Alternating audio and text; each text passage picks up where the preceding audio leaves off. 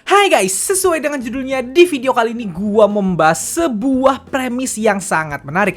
Premis yang sebenarnya udah pengen banget gua bahas dari kemarin-kemarin, tapi kebetulan sekarang keluar artikel yang mendukung premis ini. So, gak perlu berpanjang lebar lagi, langsung aja kita masuk ke topik pembahasannya. Jadi artikel ini guys, gua kutip dari portal berita Pencave di Instagram yang berjudul "Netizen diskusikan alasan publik Korea sekarang lebih sulit menerima lagu-lagu dari boy group". Nih si artikelnya guys, boy group K-pop yang telah menjadi sorotan dunia dengan berbagai pesonanya. Berbeda dengan boy group, girl group K-pop lebih sering menarik perhatian publik akan lagu-lagu mereka yang catchy dan mudah diterima oleh public listener, sehingga lagu-lagu mereka sering kali dengan mudah masuk dalam chart musik tanpa atau adanya mass streaming dari penggemar. Dengan hal ini, netizen Korea berkumpul di salah satu komunitas penggemar online membicarakan mengapa publik sekarang sulit untuk menerima lagu-lagu dari boy group, sehingga para penggemar mesti ekstra bekerja keras agar lagu idolanya bisa masuk ke dalam chart musik. OP menuliskan, tapi apa alasan mengapa publik tidak mendengarkan lagu-lagu idol pria tersebut? Sepertinya publik bahkan tidak mendengarkan lagu-lagu idol pria, atau apakah mereka merasa terganggu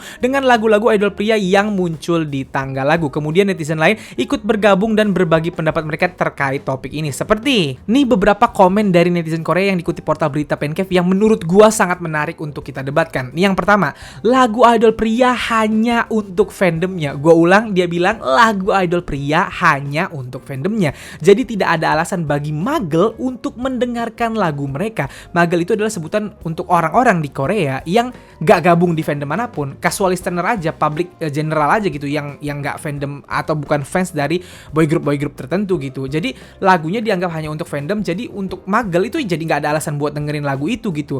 Terus katanya mereka perlu merilis lagu-lagu yang bisa didengarkan oleh publik. Lagu-lagu mereka semua lebih sering ditujukan sebagai pengakuan kepada penggemar wanita mereka, dan inilah mengapa publik tidak mendengarkan lagu mereka. Menarik banget kan statementnya. Lanjut, statement selanjutnya juga masih nyambung. Jika lagu mereka bagus, publik akan mendengarkan mereka juga, jangan khawatir. Tapi lagu idol pria tidak bagus akhir-akhir ini. Tuh masih nyambung. Jadi publik Korea pun kayak Kanes ini juga menyanggupi bahwa kalau lagunya memang bagus, pasti bakal terkenal aja sama publik Korea, pasti bakal didengerin aja gitu. Kalau nggak didengerin, ya berarti lagu mereka dianggap sama publik Korea nggak bagus akhir-akhir ini. Terus komen selanjutnya ada, melihat idol pria akhir-akhir ini, aku bahkan tidak tahu siapa saja mereka. Dan ini adalah ironi yang sesungguhnya cukup menyedihkan gitu, karena boy group akhir-akhir ini memang di Korea, maksudnya masyarakatnya secara umum tidak kenal mereka gitu. Mungkin kadang-kadang kenal namanya, oh boy group ini gitu. Ditanya anggotanya siapa aja, nggak tahu gitu. Pernah dengar lagunya nggak? Atau lagunya judulnya apa? Nggak tahu gitu. Publik di Korea sekarang sering kayak gitu. Itu sesuatu yang cukup menyedihkan sih sebenarnya untuk boy group akhir-akhir ini gitu. Dan terakhir, lagu-lagu mereka hanya peduli dengan fandomnya saja dan tidak public friendly. Masih mirip yang tadi, mereka lebih fokus pada penampilan. Nah, mereka lebih fokus pada penampilan, pandangan dunia, dan lainnya daripada kualitas lagu. Menurut Kanes yang terakhir ini adalah boy group sekarang tuh lebih fokus kepada performance-nya, penampilan bajunya, tampilan wajahnya, tampilan luarnya, sama dance performance panggungnya ketimbang lagu-lagu yang bagus. Mereka juga lebih peduli sama pandangan dunia. Pandangan dunia di sini maksudnya adalah pandangan musik dari negara lain gitu, bukan dari publik Koreanya sendiri. Itu maksudnya gitu. Dan menurut gue statement ini menarik banget untuk kita bahas. Pertama-tama yang gue mau informasikan ke kalian dan harus kita sepakati adalah boy group baru namanya kurang besar di Korea itu, atau tidak terlalu dinotis sama publik Korea itu akhir-akhir ini loh guys. Kalau dulu boy group itu sangat amat dinotis. Di Gen 1 tuh gak ada kayaknya publik Korea yang gak tahu HOT, GOD, Seskis. Lagu-lagu mereka bahkan jadi legenda. Kalian kalau tahu lagu Candy, itu dinyanyiin di mana-mana lagunya SOT yang Hope, lagunya SOT yang Happiness yang dibawain ulang Super Junior, lagunya GOD yang To My Mother yang Jalga Hajima, bukan, itu lagunya Donlay judulnya kalau nggak salah. Jalga Hajima Hengboke, itu dinyanyiin di mana-mana. Di Gen 2 apakah terkenal? Ya terkenal.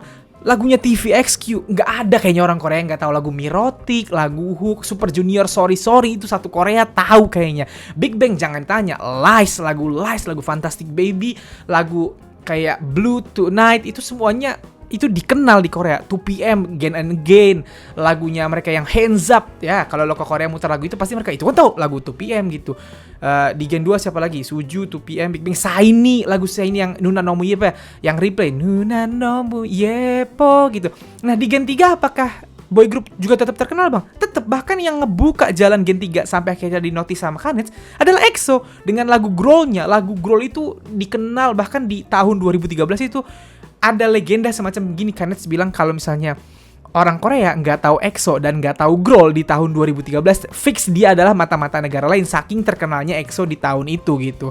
Lalu diikuti sama Winner, Really Really, BTS lagunya mah ya nggak usah ditanya ya. BTS Perfect All Kill aja udah sering banget, sampai Dynamite lagunya yang bahasa Inggris aja terkenal gitu. Terus Icon, Love Scenario gitu. Jadi sampai Gen 3 nama boy group tuh masih gede, walaupun diimbangi juga dengan girl group. Girl group juga cepet namanya naik gitu. Memang dari dulu lagu-lagu girl group kan lebih ke apa ya, santai, lebih ke imut, lebih catchy gitu. Tapi lagu boy group juga sangat dinotis. Makanya King of K-pop atau Raja K-pop atau grup K-pop terbesar atau apapun itu selalu ada dulu, selalu dinotis sama Kanets karena memang seterkenal itu boy group dulu. Mereka nggak pernah ngacangin boy group maksudnya. Nah sekarang nama boy group tuh lagi turun banget, utamanya di Korea gitu. Lagu-lagu boy group susah banget untuk nyampe di chart tinggi gitu. Kita bicara fakta aja nih guys, fakta dan data. Untuk grup-grup yang debut sejak 2018 yang disebut sebagai Gen 4, sejak 2018 belum ada boy group yang bisa mencuri perhatian publik publik secara general gitu, sehingga lagu-lagunya tinggi banget di chart Korea atau bahkan bisa nyentuh all kill, bahkan sampai perfect all kill gitu, yang grup-grup debutan 2018 kesini ya alias Gen 4 gitu. Dari Gen 4 aja butuh waktu cukup lama. Itu yang selalu makanya akhirnya bikin Gen 4 ini sering diremehin sama Kanets. Waktu TVXQ generasi kedua mulai, TVXQ debut 2004, nama mereka langsung tinggi. Lagu mereka langsung, bahasanya waktu itu belum ada Perfect All Kill, tapi lagu mereka langsung tinggi di chart-chart yang ada di Korea. Jadi waktu perpindahan Gen 1 ke Gen 2 langsung naik gitu. Nah, di Gen 2 ke Gen 3 itu butuh waktu setahun. Dimulai 2012, waktu itu 2012 memang belum ada grup-grup Gen 3 yang tinggi di chart gitu. Tapi setahun kemudian EXO berhasil melakukan itu di tahun 2013. Nah, sedangkan Gen 4 kalau memang kita semua percaya dimulai 2018, baru ada grup yang bisa mencapai Perfect All Kill di tahun 2021, 3 tahun setelah Gen 4 dimulai gitu. Dan itu adalah aespa dengan Savage-nya kemarin setelah sebelumnya dirangsang lewat lagu Next Level gitu. Dan aespa adalah girl group bukan boy group. Sedangkan gen-gen sebelumnya dimulai selalu dari boy group, dari TVXQ yang mulai namanya gede, EXO yang mulai namanya gede gitu. Ini dimulai sama aespa, dan bahkan sampai detik ini, sampai gue bikin video ini, baru ada 2 grup dari Gen 4 yang berhasil meraih attention public secara besar. Berhasil chartnya tinggi dan mencapai Perfect All Kill. Perfect All Kill adalah puncaknya chart tertinggi di Korea.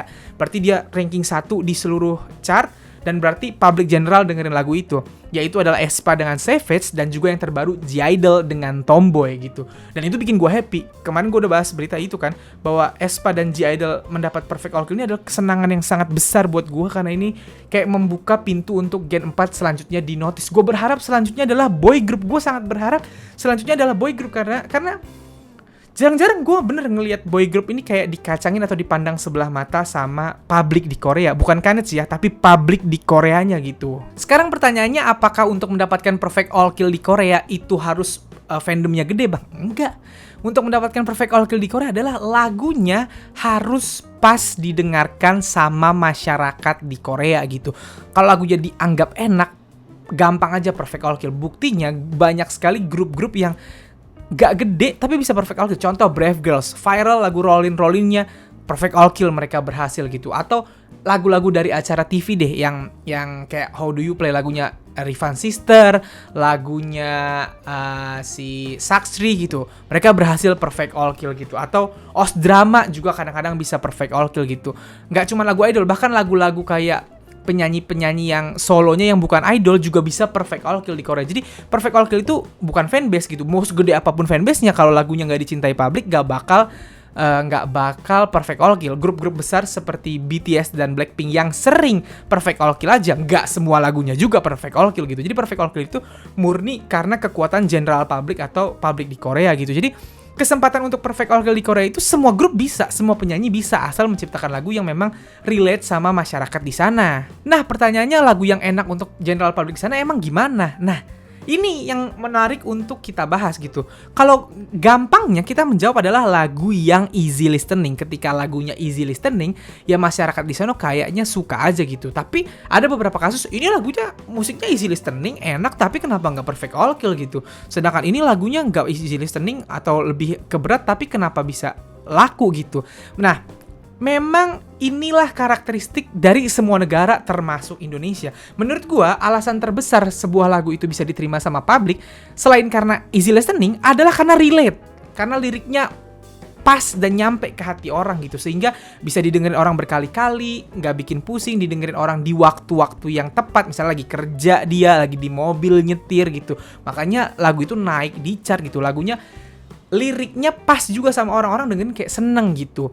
Kayak di Indonesia deh contoh, Tulus baru ngeluarin lagu Hati-Hati di Jalan langsung jadi nomor 1 di Spotify gitu. Kenapa? Karena kita semua relate sama lagu itu. Kita dengerin lagunya enak, nadanya enak, gak bikin pusing, liriknya nyantol, kita bisa nyanyiin. Nah sama di Korea pun begitu, di negara manapun juga gitu. Lagu yang nyampe ke kita, nyenengin, enak, itu yang akan naik di chart. Karena orang-orang entah kenapa semua orang tanpa janjian, kita semua dengerin lagu itu gitu. Nah di Korea juga kayak gitu. Lagu-lagu easy listening memang punya kesempatan lebih cepat naik gitu. Kayak misalnya lagu Love Scenario-nya Icon misalnya. Itu kan lagu memang santai aja, nggak ribet gitu. Tapi liriknya nampol gitu. Ada nggak lagu yang nggak easy listening atau lagu yang beatnya kenceng tapi bisa perfect all kill? Dudunya Blackpink misalnya. Lagu Dudunya Blackpink tuh hip hop banget kan, tapi bisa kena gitu. Kenapa? Karena ya musiknya enak, temponya pas, terus nggak terlalu mungkin patah-patah lagunya, dan liriknya relate gitu. Ini bedanya kita orang luar Korea sama orang Korea dengerin lagu Korea. Lagu K-pop kan lagu berbahasa Korea. Gini ya, mayoritas orang di luar Korea itu kita nggak bisa bahasa Korea. Kayak gue udah jadi K-popers 11 tahun, gue nggak bisa bahasa Korea gitu. Gue kalau dengerin lagu Korea tetap harus, kalau mau tahu artinya harus lihat di translate gitu. Walaupun sekarang MV udah ada translate-nya, pertama kali nonton yang gue notice pasti MV-nya dulu, gambar-gambarnya sama lagunya. Gue nggak akan fokus ke subtitle-nya gitu. Nah, kita orang luar Korea bisa langsung jatuh cinta hanya dengan denger beat-nya sama liriknya walaupun kita belum ngerti gitu. Nah orang Korea gak bisa kayak gitu guys. Kalau misalnya kayak kita nih denger misalnya lagu Korea gitu, terus kata kita, wih seru nih beatnya, enak nih, mantep nih. Nah kita udah langsung jatuh cinta gitu. Nah orang Korea dia kan bukan cuma dengerin beat sama dengerin flow liriknya gitu, tapi dia juga denger liriknya, mereka paham artinya gitu. Ketika lagu yang kita anggap mungkin enak atau mungkin kita anggap easy listening gitu, terus kita denger, wah asik-asik aja sih beat sama liriknya itu, orang Korea dengerin, lah kok liriknya aneh, mereka jadi nggak suka. Ada nggak bang lagu yang liriknya aneh? Jujur aja gue nggak berani sebut nama-nama grupnya, tapi gue beberapa kali nemu lagu grup yang ketika gue baca artinya nih, entah itu bahasa Inggrisnya, entah itu bahasa Indonesianya, aneh, sumpah aneh. Gue denger kayak, gue bacanya kayak, kok liriknya kayak, gue nggak mau nyebut ya, karena gue nggak mau menjatuhkan gitu. Maksud gue ini kritik membangun untuk memperbaiki ininya apa ya. Semoga produsernya notice gitu. Gue nggak ngerti produser sekarang tuh bikin lirik gimana. Ini bukan salah si ininya ya, bukan salah si idolnya, karena kebanyakan idol nggak nyiptain lagu sendiri, lagu dari produsernya gitu. Lu baca liriknya dah guys. Gue kadang-kadang lagu K-pop lirik kayak, kok gini liriknya gitu. Ada lagu-lagu yang emang bagus banget liriknya gitu. Contoh lirik yang bagus, ini gue bukan mempromosikan. Kayak kemarin Born to Love You-nya Yoon yang diciptain Yedam, gue kan baca liriknya kan, otoke na na na na na, I was born to love you gitu. Bagaimana aku bisa melupakanmu, aku terlahir. Itu bagus kalau gue translate ke Indonesia itu, atau gue translate ke bahasa Inggris gitu. Tapi ada lagu-lagu yang harus gue akui beatnya enak, pas gue baca liriknya kok begini. Ada loh yang kayak gitu. Maksud gue, kalau kita sih, gue kadang-kadang walaupun gue baca liriknya aneh, gue tetap suka-suka aja selama beatnya sama liriknya masuk di gue gitu, selama beatnya enak di gue gitu. Gue dengerin aja walaupun gue artinya menurut gue aneh gitu. Tapi kan kalau orang Korea nggak bisa, itu kan bahasa mereka.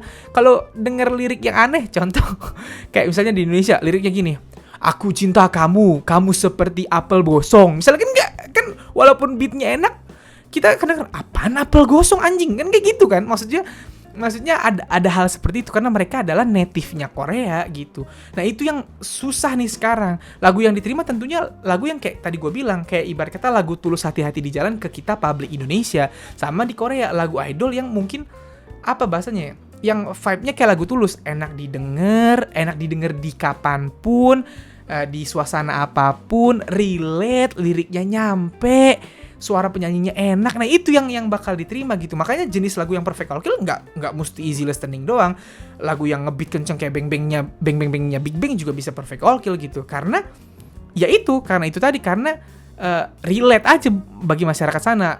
Selain musiknya enak didengar, liriknya nyampe ke mereka, semua-muanya nyampe lah, akhirnya didengerin kemana-mana. By the way, chart Korea itu adalah kayak Spotify gitu guys, ibarat kata ada Melon, ada apa gitu. Jadi itu kan platform streaming masing-masing. Jadi ketika orang-orang pada dengerin di platform streaming A, B, C, D secara masif gitu, akhirnya naik jadi peringkat 1 di masing-masing chart musik itu gitu. Dan namanya public listener yang bukan fans ngedengerin, ya pasti ngedengerinnya kayak kita lagi kerja nih sambil ngetik-ngetik, dengerin musik, lagi nge-gym, dengerin musik, lagi nyetir mobil, dengerin musik gitu. Of course, pinginnya musik-musik yang gak bikin pusing. Itu udah of course, pasti, yakin gua 1000%. Gak mungkin kita lagi pusing, lagi ngetik kerjaan, musiknya gitu. Pasti kita kayak, ya pusing gitu. Pasti banyak lagu yang enak gitu. Nah itu yang jadi permasalahan sekarang. Menurut keterangan dari Kanets adalah tadi lagu boy group sekarang itu sebenarnya nggak cuma boy group, ada juga girl group gitu. Cuman lebih banyak girl group yang punya lagu catchy sekarang ketimbang boy group, makanya yang disorot boy group. Girl group juga ada yang lagu-lagunya modelan kayak boy group gitu. Menurut di sini adalah boy group itu lebih mementingkan kepenampilan dan juga pandangan dunia. Dan ini mau nggak mau kita diskusikan bersama-sama ya. Gue mau bertanya sama kalian, setuju atau enggak gitu. Karena emang faktanya kalau soal penampilan gue bilang Gen 4 lebih gila daripada Gen 3 dan Gen 2. Lo lihat sekarang kan udah ada Studio Chum ya yang di YouTube ya. Itu mereka nariin atau nunjukin performance lagunya, apalagi title tracknya nggak ada lawan. Dance-nya bagus banget, kreatif banget, jongkok sampai salto. Terus yang namanya outfit nih, pakaiannya, gaya rambut semuanya in banget. Pokoknya kalau dari performance bagus tuh, gue puji sampai jempol gue, kalau ada 5 gue 5 nih. Bagus banget kalau dari performance ya, memang bagus banget performance mereka. Tapi masalahnya ketika lagunya didengerin tanpa nonton performance mereka, lagunya ada beberapa yang memang kayak gue gak mau dengerin lagu ini berulang-ulang gitu loh, ngerti gak? Kalau cuman lagunya doang yang kita dengerin, gak enak jadinya. Kayak bukan lagunya jelek ya, lagunya nggak enak untuk didengerin berulang-ulang. Tapi kalau kita tonton sama performance-nya, kita bakal tepuk tangan, bakal berdecak kagum karena ya emang bagus performance-nya gitu, pakaian dan semua-muanya gitu. Dan di sini dibilang adalah terlalu peduli sama pandangan dunia. Iya, ini gue agak-agak setuju sih, karena entah kenapa sejak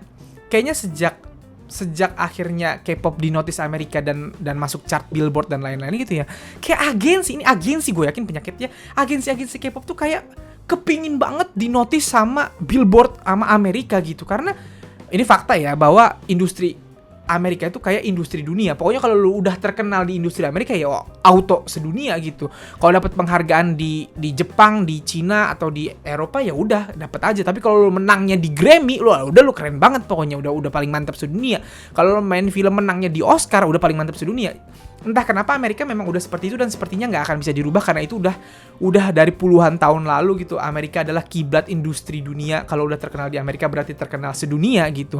Dan akhirnya sejak K-pop dinotis sama Billboard dan Amerika, kayak agensi ini berlomba-lomba bikin lagu yang bisa dibawa ke sana, yang diterima ke sana. Nah masalahnya untuk bikin lagu yang diterima ke sana sama yang diterima sama publik Korea itu jauh berbeda. Kenapa gue bisa bilang jauh berbeda? Nih gue kasih tau ya, ini mungkin kalian banyak yang nggak tahu. Orang Amerika itu rasisnya parah guys. Gue harus bilang aja nih, orang Amerika itu emang banyak yang rasis. Walaupun mereka sekarang udah nerima K-popersnya, of course gak rasis, mereka nerima K-pop gitu. Tapi public generalnya banyak yang rasis. Gue kasih tau ya, di tahun 2020 waktu film Parasite menang Oscar, film Parasite nih, film Korea Selatan menang Oscar, ngalahin film dari Amerika. Jadi dari 10 nominasi, 9 itu film berbahasa Inggris, 1 film Parasite berbahasa Korea. Menang Oscar, abis menang yang fair pada nyelamatin. Tapi banyak banget publik Amerika yang kayak kesel kok Parasite bisa menang. Terus mereka mau mencoba nonton Parasite kan berbahasa Korea dan mereka nonton pakai subtitle dan mereka ngupload di TikTok apa di YouTube waktu itu viral berapa kali. Kayak publik Amerika itu bilang kayak, gimana gue mau nonton film ini? Filmnya aja gue nggak ngerti artinya. Mereka tuh nggak mau baca subtitle. Orang Barat, orang Amerika utamanya nggak mau baca subtitle. Mereka tuh maunya yang bahasa Inggris gitu. Kalau walaupun lu orang Korea, lu nyanyi bahasa lu bikin film bahasa Inggris kalau mau gua tonton gitu. Mereka tuh rasis gitu. Nah, ini nyambung ke musik. Ketika K-pop masuk ke Amerika, sama kayak kita. Orang Amerika nggak ngerti artinya, apalagi public general Amerika. Mana ngerti lirik lagu K-pop kecuali yang ada bahasa Inggrisnya gitu. Ketika liriknya berbahasa Korea, mereka nggak peduli liriknya apa, orang mereka nggak tahu pertama dengar. Yang mereka peduli adalah beatnya, yang mereka peduli adalah flow liriknya. Kalau rap, flow rapnya gitu. Kalau menurut mereka asik nih buat joget-joget, ajojing, baru diterima. Itu satu-satunya cara kalau lagu Korea berbahasa Korea diterima ke sana. Ini kita mengecualikan BTS dan Blackpink ya. Kalau mereka berdua udah beda level gitu. Bikin lagu apa aja kayaknya diterima di sana gitu. Ini kita ngomongin grup K-pop di luar dua dewa dan dewi ini gitu. Ya, orang Amerika nggak ngerti bahasa Korea. Untuk nyampe ke sana, agensi Korea tuh berpikir adalah bikin lagu yang beatnya wah, bisa masuk dan diterima di sana gitu. Nah, ketika bikin beat yang dianggap diterima sama orang sana, orang Koreanya nggak doyan. Karena kadang-kadang liriknya ya itu seperti yang gue bilang tadi, kadang-kadang liriknya kayak kok liriknya begini gitu. Orang Amerika kan nggak ngerti liriknya, jadi walaupun liriknya ngaco atau liriknya nggak jelas tapi flow-nya enak, ya mungkin diterima-terima aja di Amerika gitu. Tapi orang Korea mikir, lagu apaan kayak begini, ngerti gak? Jadi orang Korea dan orang Amerika bertentangan nih ininya, bertentangan cara mereka memandang lagu gitu. Ini negara asli yang native bahasanya, ini negara dari Amerikanya gitu. Kalau orang Amerika asli dengerin lagu, mah yang bahasa Inggris sukanya yang easy listening juga. Makanya lagu-lagunya Bruno Mars, kayak yang That's What I Like, kayak Verses on the Floor, kayak lagunya Adele yang Easy on Me, mereka dengerin. Lagunya kan lagu balad, lagu yang kayak gitu. Tapi kalau lagu Korea yang balad dibawa ke sana, mereka nggak dengerin. Orang mereka nggak ngerti artinya gitu. Lagu balad Korea susah buat nembus public general di Amerika, karena walaupun lagunya bagus dan galau, orang Amerika nggak ngerti artinya gitu. Jadi untuk memancing kecintaan orang Amerika adalah pakai beat yang enak, apalagi kan sekarang era dance, era TikTok gitu. Makanya entah kenapa agensi kayak berlomba-lomba memuaskan hasratnya orang sana supaya boy group girl groupnya namanya dinotis dunia gitu. Dan akhirnya ini mengorbankan public general Koreanya sehingga terjadi seperti sekarang nih. Ada gap. Boy group mungkin terkenal di dunia, masuk ke Billboard misalnya, atau diundang ke acara Amerika. Di Korea, orang Koreanya nggak kenal gitu. Dan ini bahaya nggak? Ini bahaya menurut gua. Kenapa gua bilang bahaya? Karena kayaknya, kalau yang gua rasain sekarang ya, banyak K-popers juga yang mungkin kalian masih muda, berpikir bahwa, wah, idol gua udah terkenal nih, sampai ke Amerika, udah dinotis gitu. Kalau misalnya publik atau Kanes, emang Kanes kan mulutnya nyinyir gak jelas kan, bikin kita kesel gitu ya. Kalau idol gua nggak diterima di Korea, bodo amat, kan dia bisa berkarir nanti di Amerika. Gua harus kasih tahu ke kalian, Amerika tidak sebaik itu. Idol kalian itu dipuja-puja, dinotis-notis sama mereka karena mereka butuh rating, mereka butuh kalian sebagai penonton gitu. Mereka sekarang namanya gede karena masih membawa nama K-pop. Kalau suatu saat amit-amit idol lu bubar gitu, atau idol lu disband dulu, atau idol lu vakum, terus lu berharap idol lu bisa berkarir di Amerika. Pernah lihat artis Amerika yang bener-bener terkenal se-Ariana Grande kayak Justin Bieber gitu, tapi asalnya dari Asia? Udah lihat? Kan tadi gue udah bilang, rakyat Amerika itu lebih rasis daripada rakyat sini. Mereka itu masih stop Asian hate itu datangnya gara-gara apa? Gara-gara publik Amerika gitu. Jadi ketika idol kita tiba-tiba misalnya ntar keseplit atau bubar atau vakum gitu, terus lu berharap, ya nggak apa-apa, idol gua nggak terkenal di Korea, mereka bisa berkarir di Amerika. Emang lu pikir ntar di Amerika bakal lu kan kayak saat mereka masih segrup Apalagi kalau idol lu yang tidak lancar bahasa Inggris, lu mau dia di Amerika berkarir, yakin apa bakal diterima sama publik Amerika? Menurut gue ini bahaya loh. Ketika agensi memakai idolnya atau memaksa idolnya untuk terkenal di sana, bodo amatin Korea. Nauzubillah kalau misalnya ntar udah 7 tahun kontrak tiba-tiba si agensinya ya udah bubarin aja lah karena misalnya nggak terlalu jalan atau gimana gitu. Si idol ini susah untuk berkarir di Korea karena di Korea publiknya nggak kenal. TV Korea juga malas pakai dia, ini pakai dia. Yang akan buyar tuh adalah karir si idol ini gitu. Mereka hanya diperalat ketika masih jadi grup untuk besar di sana gitu. Karena ketika mereka bubar, mereka mau berkarir di Amerika, orang Amerikanya juga lu siapa gitu, lu cuman gue pakai ketika lu bergrup gitu. Ketika mereka mau balik berkarir di Korea, TV Korea juga bingung mau pakai mereka karena mereka nggak dikenal sama publik, mereka dikenalnya di luar gitu. Sedangkan yang artis-artis yang terkenal di Korea kaya-kaya, lo lihat deh daftar artis terkaya di Korea, idol terkaya deh sekarang, yang terkenal di Korea dan di luar Korea, jarang yang terkenal di luar doang jadi orang kaya gitu. Artis-artis kaya misalnya Yoo Jae-suk, sekarang nih Miju Loveless. Kita tahu Loveless adalah grup yang bagus, tapi sekarang Loveless udah tidak bersama gitu. Miju itu bahasanya kalau sebagai karirnya sebagai idol nggak pernah tinggi-tinggi banget sampai se-Blackpink semana kan. Tapi sekarang dia kaya banget karena dia dikenal sama publik gitu. Kerja mulu bolak-balik TV sana sini. Kim Sejong sekarang dia kaya gitu karena publik kenal dia gitu. Nah, kita nggak usah ngomongin kayak Gen 2 yang legenda-legenda ya, member SNSD, member Suju, member 2PM, member yang kayak gitu-gitu, jelas mereka dikenal publik gitu. Kayak member EXO kenapa sekarang asik? Karena member EXO semuanya dikenal sebagai variable, aktor gitu, penyanyi di karir nyanyi juga bagus. Makanya EXO, walaupun sekarang EXO nggak comeback, membernya kerja-kerja aja, orang di Korea pada kenal mereka gitu. Sedangkan grup-grup yang baru ini yang gue takut gitu, ketika mereka nggak punya karir di Korea atau di Korea nggak dinotis padahal mereka terkenal di luar, ketika nauzubillah agensinya yang kampret atau misalnya kontrak mereka habis atau misalnya tiba-tiba member mereka beberapa wamil secara bersamaan, habis mereka mereka mau berkarir di Amerika. Mungkin ada nanti idol K-pop yang bahkan bakal gede juga di Amerika. Tapi 1, 2, 3 nggak bakal seabrek-abrek nih idol semuanya bakal terkenal gitu.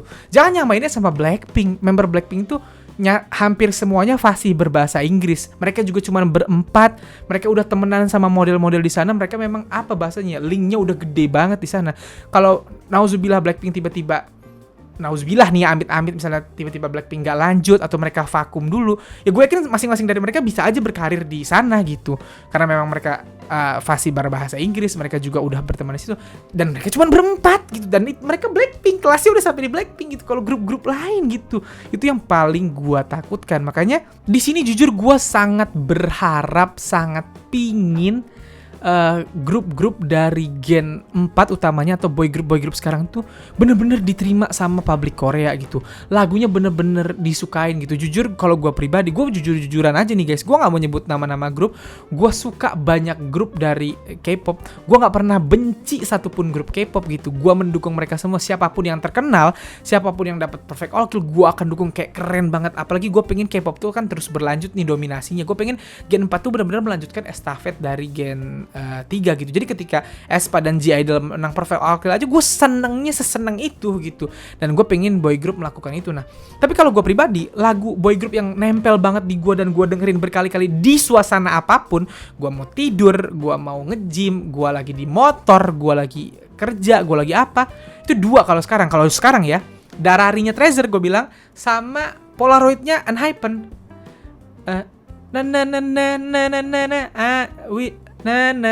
Polaroid Love itu, aduh itu lagu yang enak bener. Darari satu lagi, Dararararari. 2 lagu itu buat gue baca liriknya gue suka, gue dengerin lagunya iramanya gue suka, gue dengerin liriknya gue suka.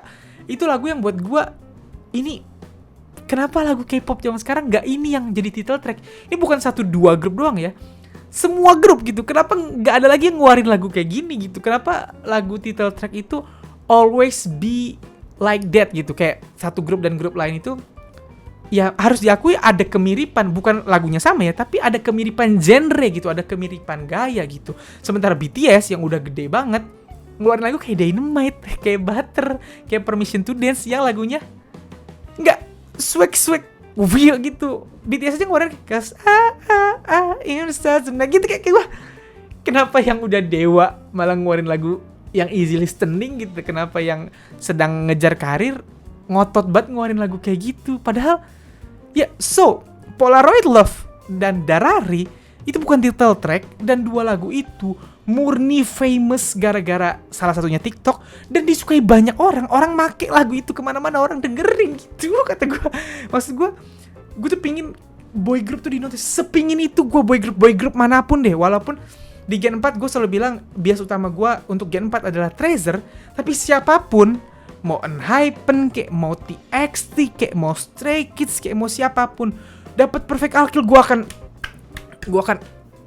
akan dukung banget. Karena buat gue tuh pecinta musik K-pop gitu. Jadi siapapun yang gue akan layak gitu. Itu loh yang gue tunggu banget gitu. Dan ini gue pengen bahas ini dari lama, tapi gue gak tahu memulainya dari mana, sampai akhirnya ada artikel ini dan Kanet sendiri yang ngebahas. Dan ternyata pendapat dari Kanet juga nggak jauh beda sama gue gitu. Nah di sini gue mau ngajak kalian diskusi. Menurut kalian make sense gak apa yang Kanet bilang, atau kalian punya alasan sendiri?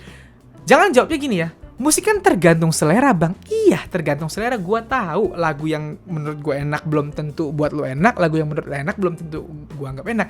Lagu yang kita sama-sama anggap enak juga pasti ada. Yang sama-sama kita anggap gak enak juga pasti ada. Tapi yang gue omongin ini adalah lagu yang entah bagaimana kita semua publik menganggap lagu itu enak. Ada gak lagu-lagu gitu?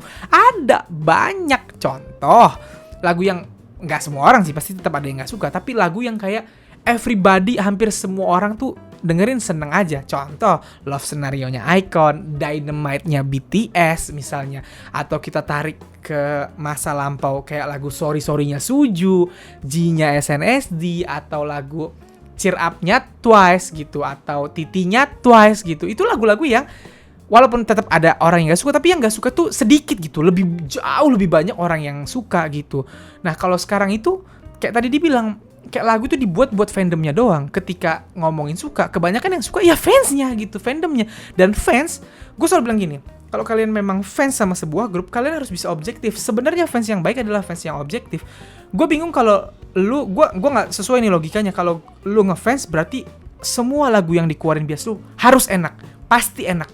Itu lu nggak akan ngebangun idola lu. Menurut gue, lu harusnya sebagai fans, sebagai orang terdekat dengan mereka, kalian yang pertama kali harus ngasih tahu ini lagunya nggak banget gitu, atau ini koreografinya nggak banget. Harusnya fans yang pertama kali membatasi itu. Gue kalau dengerin lagu bias gue, by the way, gue mah orangnya objektif ya. Nggak, lagu bias gue nggak selalu gue bilang enak. Ada lagu yang gue bilang enak, yang enak gue bilang enak, yang menurut gue enggak, ya enggak.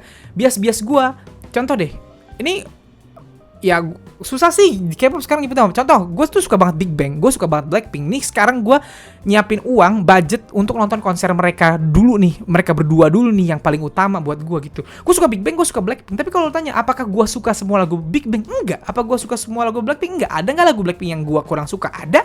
Ada gak lagu Big Bang yang gue kurang suka? Ada gitu. Kenapa? Karena gue objektif orangnya. Lagu Big Bang banyak banget yang gue suka, tapi ada 1-2 yang gak gue suka. Lagu Blackpink gue suka hampir semuanya, tapi ada 1-2 yang gak terlalu gue suka. Kenapa bisa gitu? Karena gue objektif. Gue tuh kalau dengerin lagu selalu gini, nyampe dulu gak ke kuping gue? Nyantol gak gitu? Terus gue ntar mikir, ini gue suka karena gue fansnya atau bukan? Gue mikirin, kalau lagu ini dinyanyiin sama grup lain dengan nada yang persis sama, musik yang persis sama, kira-kira gue bakal suka nggak? Itu yang gue pikirin dulu. Ketika gue bilang, ini memang enak gitu, ya enak gitu. Ketika lagunya gue bilang, gue rasa nggak enak, ya nggak enak aja. Walaupun dia bias gue, nggak akan gue paksain, gue denger sampai 1000 kali biar enak, nggak gitu. Kalau nggak enak aja. Ada nggak lagu K-pop yang awalnya gue nggak suka, tapi jadi suka banget? Ada, gue sering bilang berkali-kali. aespa Next Level, pertama denger gue, gitu. Pas udah denger berkali-kali, bukan denger berkali-kali, gak sengaja denger berkali-kali. Adek gue muter misalnya, atau gue kemana keputer, lama-lama gue jadi I'm on the next level gitu. Yang paling baru G-Idol Tomboy, gue udah ngomong di video gue sebelumnya, gue gak ngupload reaction G-Idol Tomboy, karena waktu bikin reactionnya, muka gue kayak, karena gue ngerasa kok lagunya gini, aneh pertamanya ya. Terus 2 hari kemudian, satu hari 2 hari kemudian lagunya muncul di TikTok dan gue scroll sering muncul lagu Tomboy, jadi suka banget nget. Nah sekarang gue untuk lagu, kalau tadi boy group lagunya Polaroid sama Darari yang sering gue puter, lagu girl groupnya yang sering suka gue puter sekarang adalah Tomboy sama My Bag-nya G-Idol, gue puter mulu setiap hari gitu. Gue orang kayak gitu. Ada juga lagu yang dari nggak suka jadi suka gue setelah nggak sengaja dengerin berkali-kali gitu. Tapi ada nggak lagu yang gak gue suka awalnya, gue dengerin berkali-kali tetap nggak suka? Banyak banget, lebih banyak daripada lagu yang dari nggak enak jadi enak gitu. Lebih banyak yang nggak enak, yang nggak enak aja sampai sekarang gitu. Gue dengerin pun gue tetap pusing gitu. Kalau gue tipe yang kayak gitu, karena ketika fans udah pokoknya sama kayak gini, ketika ibu lu ke lu, apapun yang lu lakuin bagus, mantap, nggak apa-apa, keren. Lu nggak akan tahu lu tuh jeleknya di mana. Ketika lu ketemu orang lain, lu akan sakit hati ketika orang bilang lu jelek, anjay gitu. Perilaku lu salah, lu akan sakit hati. Karena selama ini lu nggak tahu kalau itu salah karena ibu lu selalu bilang lu bener gitu. Sama juga kayak di lagu ini, ketika Bias lu ngeluarin lagu dan kita fansnya selalu bilang bagus, bagus, bagus gitu. Tahu-tahu di Korea chartnya rendah. Tahu-tahu di luar fans yang orang-orang lain yang bukan fans dengerin kayak apa nih lagu nggak jelas gitu, tapi kita fansnya selalu bilang bagus bagus gitu. Akhirnya Bias lu nggak berkembang, Bias lu nggak nambah skillnya, nggak nambah kemampuannya, nggak nambah hasanahnya gitu. Dan akhirnya lama-lama ya itu, kalau fansnya segitu-gitu doang nggak nambah-nambah, terus apalagi fans kan pasti ntar bertumbuh. Lu yang sekarang SMA 5 tahun lagi atau 10 tahun 7 tahun lagi mungkin lu udah kuliah atau bahkan udah nikah atau kerja, udah nggak terlalu bisa ngikutin dia lagi. Fans dia akan makin lama makin menurun karena fans dia nggak bertambah, fans dia segitu-segitu aja. Dan fans itu umurnya nambah. Ketika umur makin nambah, kadang-kadang makin sibuk, makin ninggalin grup itu atau makin susah untuk into banget ke grup itu gitu. Akhirnya mereka kehilangan fans gitu. Fans grup yang hebat adalah grup yang fansnya grow up, nambah mulu gitu. Dan harus kita akui kenapa nama BTS dan Blackpink sekarang gede banget, karena mereka fansnya nambah mulu gitu. Dari segala umur, anak yang tadinya nggak ngerti K-pop umurnya masih 3 tahun, terus 4 tahun kemudian umurnya 7 tahun ngerti K-pop, tetap suka Blackpink, tetap suka BTS gitu. Dan akhirnya fansnya nambah mulu gitu. Nah itu yang pengen gue bahas di sini gitu. Jadi ini premis yang menurut gue menarik banget sih buat gue. Gue nggak pengen banget denger komentar-komentar kalian. Silahkan tuliskan di bawah komentar kalian, panjang-panjang juga gak apa-apa. Sediakan waktu kalian untuk komen panjang dan berdiskusi, karena ini buat gue seru banget. Karena ini demi kemajuan K-pop, demi kemajuan kita para orang yang cinta K-pop, dan kemajuan bias-bias kita. Tentu gue yakin kalian juga pengen bias kalian dinotis besar dan benar-benar famous di mana-mana kan, dicintai sama semua kalangan kan. Makanya diskusi ini menurut gue sangat menarik. Jadi silahkan kalau kalian punya saran, kritik terhadap bias gitu, atau misalnya kalian punya sanggahan terhadap opini gue tadi, atau apa yang gue bahas di video ini, silahkan tuliskan di kolom komen di bawah. Oke? So guys, jadi segitu aja video gue kali ini. Kalau kalian suka video ini, seperti biasa silahkan like dan share ke teman-teman K-popers kalian. Kalau kalian mau kenal gue, kalian bisa follow gue di Instagram. Dan kalau belum subscribe channel gue, silahkan di subscribe. Sekian dari gue.